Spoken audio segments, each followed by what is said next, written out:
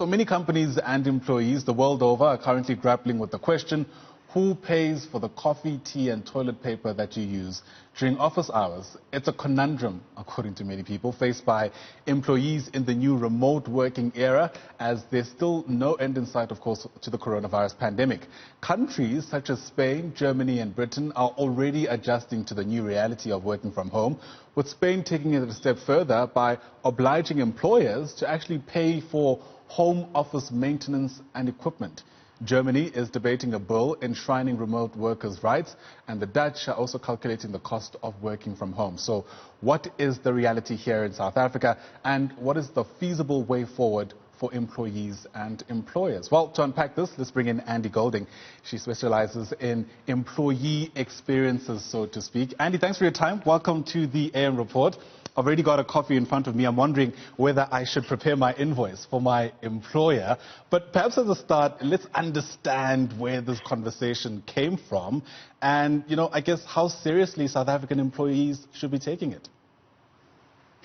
Good morning. And I think it's such a timeous conversation because, we have really moved to a remote and distributed world of work. And there really are costs that employees are now incurring at home that they never previously had. And I think what's going to be fascinating to see is how do we establish best practices in a world where there are no best practices? We've never run up against something like this. It's so completely new. So it's going to be really interesting to see how companies tackle this and the stance that they take. And I think it's such an incredibly powerful lever that companies can pull in designing culture and designing employee experience, because it creates that, it says to the employee, we care, we understand you're incurring extra costs, and we want to help you do that. We want to help you be as productive as you can from home, but not have to stress about the extra costs that are coming your way as a result of it. It's interesting because it also takes us all the way back to how companies ended up paying for things like coffee and tea and toilet paper when you're at work, because I imagine part of the, response might be, look, that was always a courtesy to begin with. Weren't necessarily compelled as your employers to actually provide this type of comfort when you're at work. Totally. And I think, if we think back a couple of years, Google really set the standard for office culture, office vibe. And so suddenly everybody wanted free food, great coffee, a barista in-house. And we followed suit from Google. And I agree with you, it wasn't, no employer is compelled or obligated to have coffee and tea on standby for their employees. But you also do want to create a work environment where people can be productive, where if they want to get a cup of tea, they can go get a cup of tea. If they need that pick-me-up from a cup of coffee, they can do that. So it's not a big deal to provide it, but the upside, the gratitude that you get from employees for something as simple as that is massive, because consider if you weren't able to have that cup of coffee that you've got with you, how grumpy would you be? Sometimes you just need that cup of coffee. It's essentially, it's the right thing to do as an employer to provide that to people in office. So Google really set the bar really high of the culture, the type of work environment we create. And now what's going to be interesting to see is who sets the next bar? Who sets the bar for how we set people up to work from home? Absolutely. Twitter have already come out and said people can work remotely forever. So that's one bar that's been set. But in terms of how much do we give employees, I think it's an unbelievable gesture from companies to say, we will give you a small stipend every month just to foot the bill of these coffees, teas, blue roll, etc. And if you look at that research from the Netherlands that you mentioned, they were working it out as about $2.40 a day. Call it 40 Rand a day. It's 800-ish Rand a month.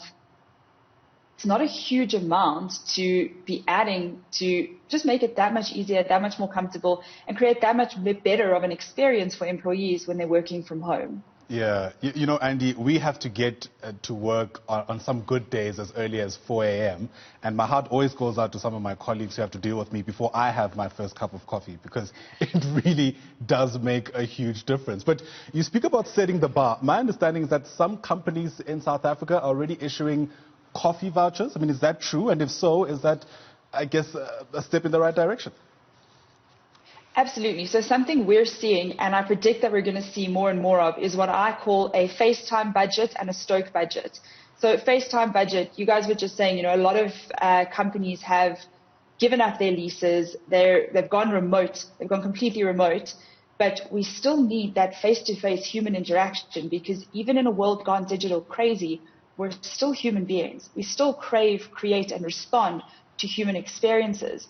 So that FaceTime budget is a monthly stipend per employee for getting a coffee with your colleagues, going for lunch with your colleagues, having a brainstorm, having a meeting, if you just actually want that face-to-face interaction. And the Stoke budget, that's where the coffee vouchers come in. It's just a way to create these small wow moments for employees, for customers, because, when you could bring people into your office, you could show off a little bit about, this is who we are, this is our amazing office space. You can give people a feel for your culture.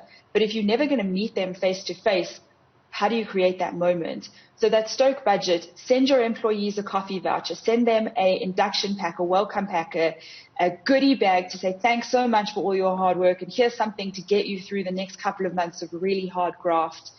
And, companies that are giving up their office space are making a massive saving. That, rental is a huge, huge overhead for companies, and lease agreements, etc. So if they just take a portion of that saving and allocate it to a Stoke and a FaceTime budget for employees, you can create awesome employee experience, great maintenance of company culture, but also keep costs really low. It's really interesting. I do, though, imagine many companies saying, look, the COVID-19 pandemic and the resultant economic fallout have dealt such a major blow that we're going to try save as much as we can where we can. Is it in the best interest of employees to push for this in the long run if it's effectively going to be affecting the bottom line, things like profit for many companies effectively? So I really think that's it's a company by company basis. Yeah, without a doubt, so many companies have taken an absolute beating this year. But then you've got a lot of companies who've laid off a lot of people. They've gone through mass rounds of retrenchments, but now that travel is allowed and gatherings are allowed, suddenly their exco are going away on these really expensive exco breakaways. And that really sends a bad message to employees. We've just let a whole lot of people go to save costs, but suddenly we have enough cash to send our exco away on a breakaway.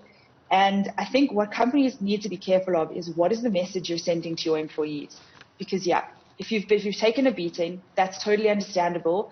Then have the conversation with people. Say, guys, this is what we want to do. If we get to this amount, set a target. If we get here, we'll be able to start subsidizing this for people. Unfortunately, until we get there, we can't. And I think it's something every company needs to have the open and honest conversation with their employees about.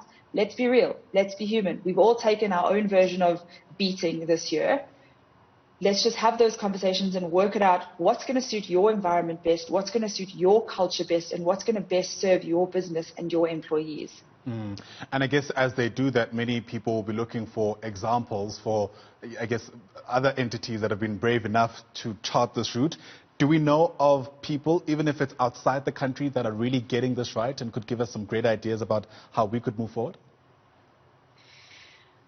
At this point, there's no one company that really comes to mind, but I think what the research is, what you were just talking about, from Germany drafting this bill to protect remote workers' rights, Spain mandating that employers pay for employees to get set up. I think we need to pay attention to what's going on around the world, because we've done an amazing job as a country in responding to COVID-19 in terms of keeping up with the rest of the world with our lockdowns. We've really taken a first world global approach to how we respond. What that meant is our business world has leapt forward. We are more digitally able and digitally agile as a business world in South Africa than we ever have been before. We're more on par with the rest of the world than we have been before. So let's stay there. Let's keep looking at what are some of the leading nations in the world doing, and how do we learn from that? And no, we probably can't copy paste it and just plonk it into South Africa and hope it works. But how do we adapt it for our situation? So I think the advice that I would give is to let's keep watching what other countries around the world are doing. keep looking for best practices coming out and pioneers coming out in this space. And let's adapt that to what works for us and what's going to serve us best. Right. So, of course, many people, I imagine, Andy, now will feel emboldened to approach their bosses. I probably need to have a conversation with Michelle about how we're going to move forward. But what do you think ought to be the approach for, employees, hoping to start this conversation and see where it ends up? I think come at it, the best advice that I can give is come at it as a human being to a human being. We often put people on a pedestal because of their positions above us in an organization, but you're a human being managing a household with a lot of stress that comes with that and extra expense, as we've now unpacked. So approach your boss, make a business case around it, and just have the human conversation. It's not an intervention. It's not a disciplinary. It's just say, listen, this is something we would want to explore as a team. These are the facts. This is some of the stuff that's happening around the world. How might we start to translate this into our world? How might we start to bring this into our world and go with ideas, go with suggestions? What do you think is going to be feasible? Is a Stoke budget a good idea in your world? Is a face budget a good idea? Does everybody do you buy bulk coffee, and does every employee get some every month? There's so many ways to do this. There's no rules. So think out of the box, be reasonable, and just have that human-to-human conversation when approaching your boss about this or your employer about this.